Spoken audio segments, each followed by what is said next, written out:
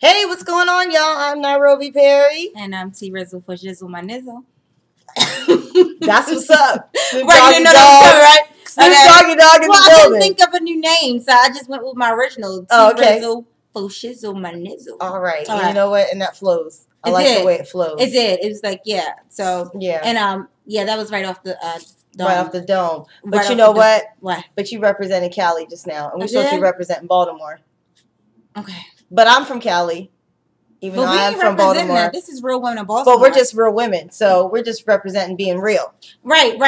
And that actually takes me to what we're going to talk about tonight, which is just being real women of Baltimore. We had a few questions thrown at us, and one of them was what qualifies you two to call yourselves real women of Baltimore? Mm-hmm. Duh, we are real women that live in Baltimore. Yeah. So ding, ding, ding. There you go. So right, and yeah. So I just wanted to kind of touch on that because Baltimore is portrayed in a very negative light. Mm-hmm. You agree with that? Yes, I do. Yeah. I do. And I think that not just Baltimore, but I think Black people as a whole. Right. Black people and Black women in today's society right now. Black women, thanks to a lot of our reality shows and just our music, all of those things just really give us a bad light. But definitely Baltimore has a bad taste in some people's mouths. So I think that we are trying to turn that around just a bit and just show that, hey, you know, we are from Baltimore, but we're not necessarily... We're representing a positive light in Baltimore. The negative side, you know, right. And, you know, for me, growing up in Baltimore, it wasn't, you know, the best. You know what I mean? I've had my struggles growing up and dealing with certain issues and growing up in Baltimore City and being exposed to certain things. But also at the same time, I was able to kind of turn that around and not become a statistic of what Baltimore said that I would be. Right. So let me ask you this then, because, you know, you do have a very, very interesting background. I do. You know, we're not going to get into all of that right now. We're not going to get into all that right now. No, because that's a whole way too much. That's a whole lot of background to get into. A whole lot of background. So we ain't got that kind of time. We ain't got that kind of time. But in the gist of it all, what motivated you to become who you are today? I mean, you could have been anywhere in the world. I could have been anywhere. But you're here with me right now. I am here with you. Yes. That is such a pleasure. And I feel so blessed just to have you here. Because seriously, you knowing where you've come from, you really shouldn't be alive today. You may not be in the best of health. You may not be in the best position, but I mean, people could look at you just from the outside looking in and just be like, wow, this girl's got a great life. And some people could say that, but I would say this, and I'm not going to put too much out there, but just to let you know a little bit about me, because we have done several episodes, about 5 of them, and you don't know what we do and where we come from, and why we call ourselves the real women of Baltimore. But I have been on my own since I was 14. Wow. And I had 2 kids by the time that I was 17. And I know a few other people that was able to overcome certain obstacles. And I have no problem with congratulating other women and men. And that's what motivates me to see other people doing well. You know, a lot of people like to hate on that. Oh, she did this, she did that, blah, blah, blah, blah.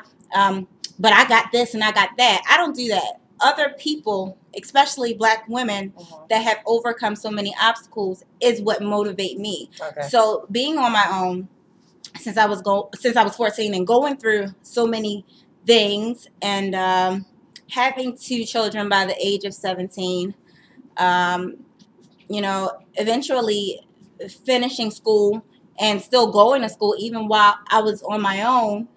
And, you know, I did a lot of things growing up. A lot of things that even myself questioned.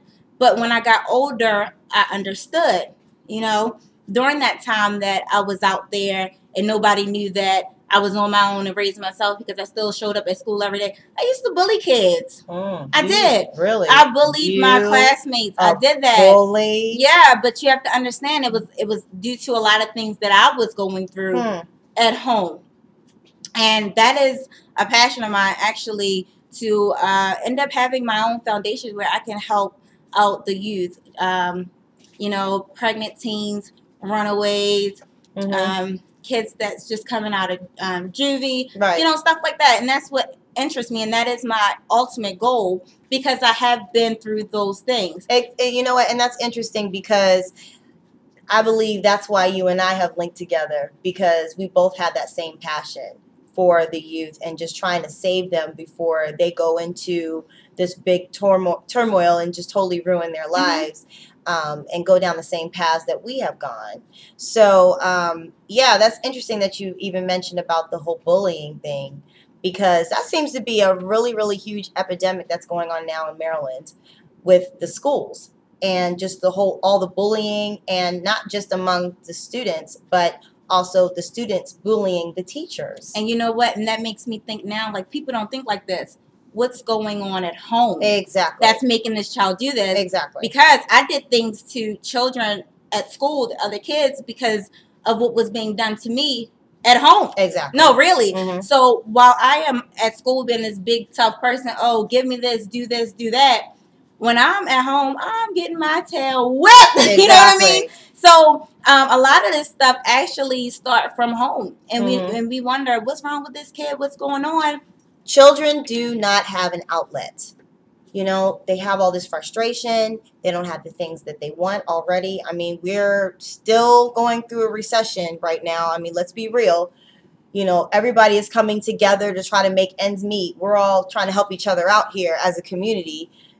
Money is not flowing like it used to be. And then you have the music that's emphasizing such a glamorous lifestyle that's not realistic to everybody. That's glamorizing the drugs and alcohol and all that stuff. And that's definitely not and waking up in a Bugatti. I don't even know what that is. I think it's a car. Oh, okay. Yeah, it's a car. So I don't want to wake up in a car. I want to wake up in a house. Right, I mean, come on. But seriously, but really, at the end of the day, I mean, again, we have all these outside influences that's being drilled into our children's heads, and at the same time, they're going home to mess and broken homes, broken families. I mean, let's be real. Again, we are in Baltimore. Baltimore City, particularly, is known for having serious drugs.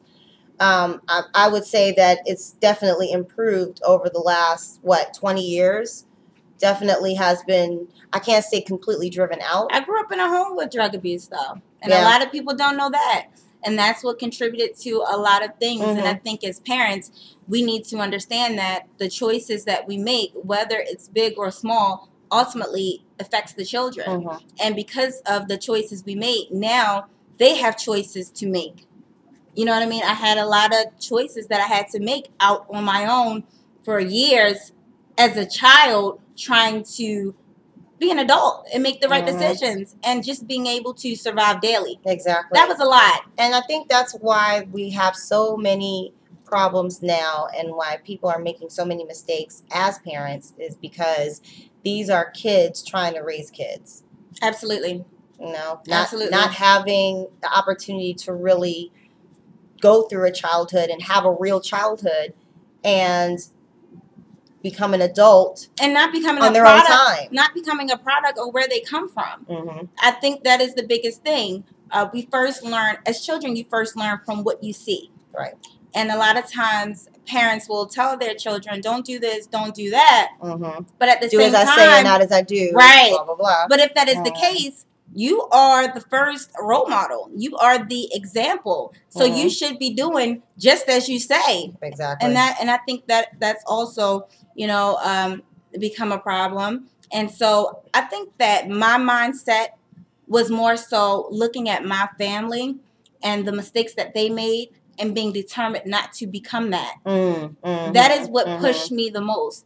And having my first child at 16, saying, you know what, I have this life that depends on me, and it's up to me to set standards and teach this child morals and values and everything that I wasn't taught. And hope that, you know, they actually take that with them, because you can drill a million things in your kid's head and they still not follow one of them. Not right now. But see, here's the thing. I really believe that, and I think that's where a lot of parents now are discouraged in raising teenagers and children, because we feel like we're constantly saying the same thing over and over and over again, and they're not listening. They're going to do what they want to do anyway. But bottom line is this. Parents, I strongly encourage you, do not give up on your kids. Stay on top of them. I don't care how much you're sick and tired of hearing yourself talk and say the same thing over and over again. You sound like a broken record. Keep doing what you're doing, because eventually it's going to be a broken record played in their head when they go out there on their own, and they're going to be like, I remember my mother said this. I remember my dad used to say this to me all the time. Now I know what they're talking about. But you know what, though? Honestly, as a young mother, it was a lot of days that I felt like I wanted to give up. I can't take this anymore. Lord, why me? This I feel like that now. Yeah, this is too much for me. But what kept me going, and even still to this day, keep me pushing, is that I felt like my parents, my mom and my dad, gave up on me. I felt that way. And I just feel like, I'm not going to say if I can go back and change things, I would, because I wouldn't. I probably would do the same things that I did, only because I've gotten so much out of it. I've gotten so much out of it, and there are so many mistakes that I made that I would make again just for that experience. We learn from our experiences. Exactly. Had I not had those experiences or had to go through what I went through, I wouldn't be the strong, black, proud, single mother that I am today. Exactly. And being able to be as strong as I am. You know, so I definitely wouldn't take back those experiences. And because that is now my testimony today.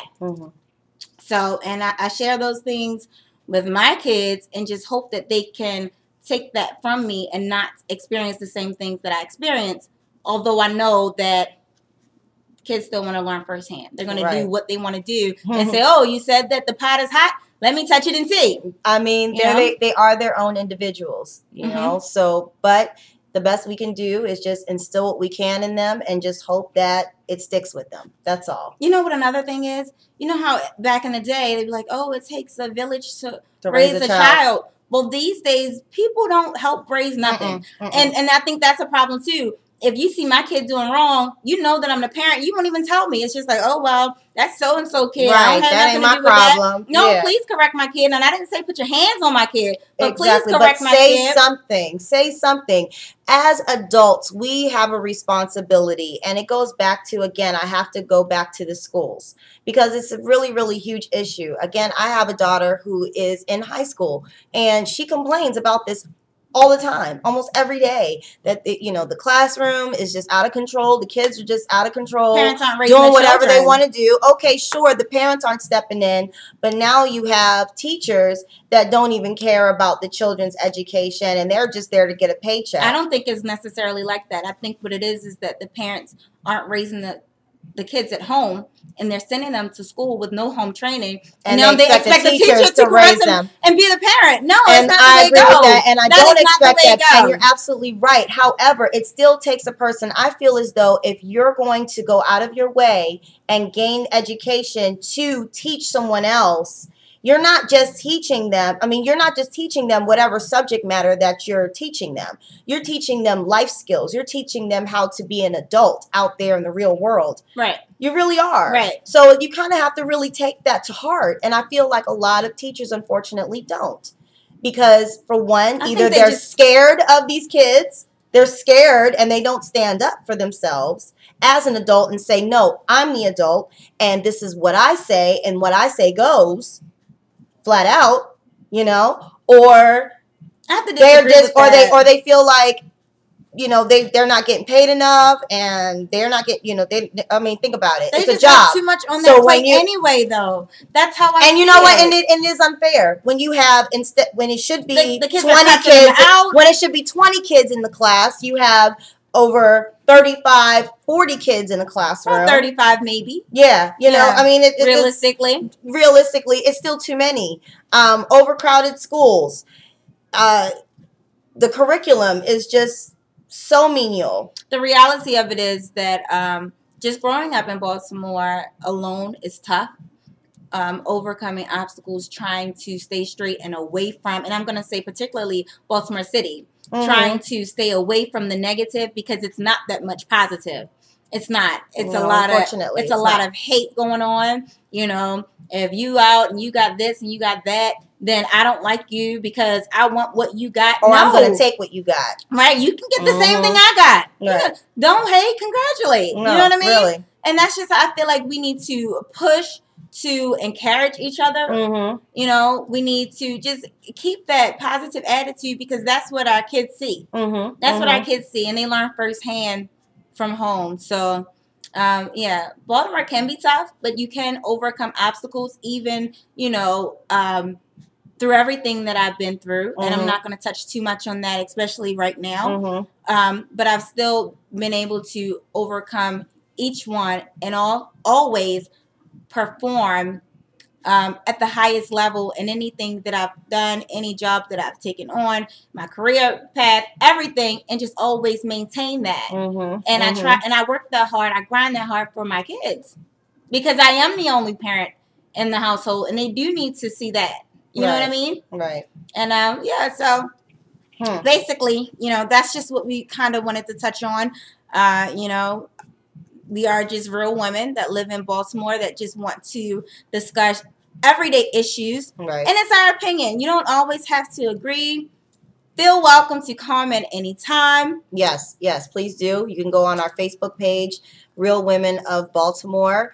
Please like the page, and you can also make comments and view pictures and other videos that we have recorded in the past, and give us some feedback because we really won't know what to discuss or what are the real issues that are really out there. Or a topic that you would like. Exactly, unless we hear back from you. So it is important. Even though, no, we don't really care about what you think. You know what? Here she go. Don't pay no attention. I mean, well, I don't really care about what you think. But I mean, but at the same time, yes, I am curious to know what's on your mind. So, and then next episode, I want to learn a little bit about you. You asked me some questions that I wasn't expecting, and you brought up some stuff. Shut up. Well, you know, I always got to call you out because you're famous. Yeah, don't do that to me. Don't do that to me. Well, I'm sure you're going to have your moment to do that to me. Yeah, next episode. Thank you very much. Thank you for your time. We appreciate it. We always appreciate you guys. Thank you so much. And please, again, go on our Facebook page, like our page. It's really important. Also, go on our YouTube page and subscribe. Please, it's very, very important to us. We love you. Peace out.